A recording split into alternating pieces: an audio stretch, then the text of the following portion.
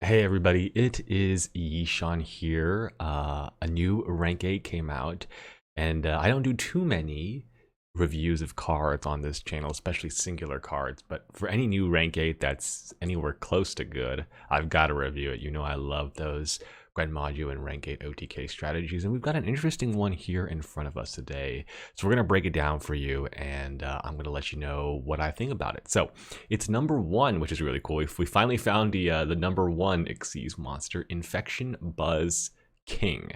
And, a lot of people are saying this might have some reference to Beelzebub, which is why it's a rank 8 fiend, and it takes 2+ level 8 monsters. This might have some relevance. And I'll explain that later. And then 3025, it's got some blue eyes, white dragon stats. Okay, so what does it do? I think it's got the two most important effects, which is if it's Xyz summoned, you can send a card from your opponent's extra deck to the graveyard. This is a pretty big deal because Diablosis just got banned. And the second thing is that this is a completely new effect for rank 8s, right? Sometimes you'll see like rank 8s that destroy monsters or destroy spell and traps, and you're like, well, why would I play this over Dingirsu, right? And this is a completely new effect for rank 8 monsters, and so I think just because of that, it will make its way into your extra deck because there is some situations that only this card can solve. Okay, second effect is not bad as well. You can detach your material, target one card your opponent controls, destroy it. Okay, that's nice. So it destroys both monsters and spell and traps. Okay, so I'm a fan of that, but it does require you to detach your material. Why is that bad?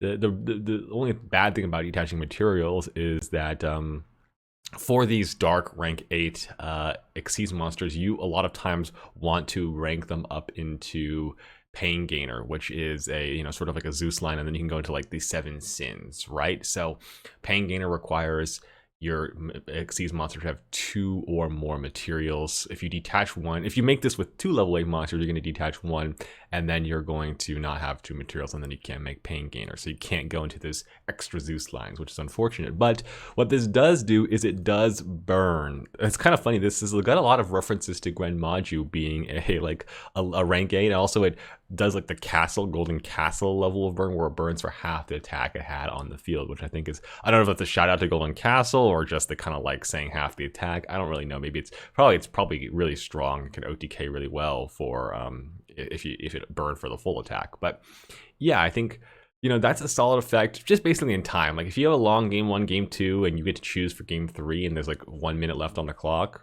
okay, I guess you're going first, right? Like you just go first. Maybe you can go slumber into another level 8 and then you burn, and then your opponent's like, all right, you win. So I mean, yeah, that's what I see for this effect. It can kind of come up on OTKs, but the good question that a lot of people have been posing is that, and I will pose this as well, is if you're going to OTK somebody, then why not use Triglubian? And well, they make a good point. So, you're probably not OTKing someone with this, because if you want to Zeus people, you probably go Dingirsu. If you want to OTK someone, you probably go Triglubian.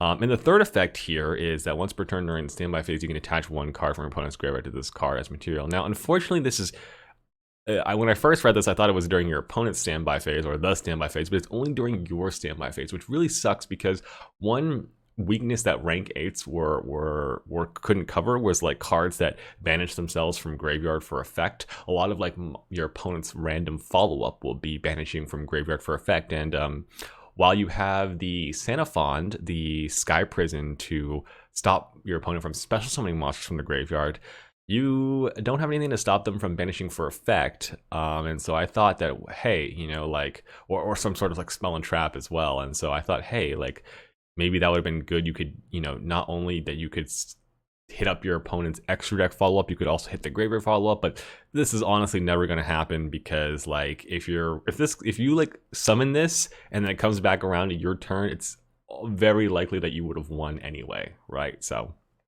I don't see this effect being that good, unfortunately, which is a shame because I think it would have pushed it to, wouldn't have made it like OP and it would have made it more playable. But I still think this card will see play. You know, just it attacks on a new axis. It can burn during time, so it's kind of all the unfun. It's like an unfun rank 8, right? Like, okay, you're not playing fair here. You're winning in time, or you are making your opponent not be able to play. And usually, if you're going second with a rank 8 deck, like, it's not a big deal because it's like more like you're taking away their follow-up, right? Whereas I feel like I don't see as many rank 8s going first these days anymore. It was more popular when the Chaos Ruler synchro was around because it could mill like 5 cards and then it could summon itself back for Excuse Material as level 8. But Chaos Ruler has been banned, so I don't see as many first turn rank 8s. And so I don't know if we'll see this guy as much. That used to be like a Dragon Link kind of play. Okay, I think that's really all I have to say about this card. So, you know, quick summary at the end. Will it see play? Yes, I think so, because it does something unique.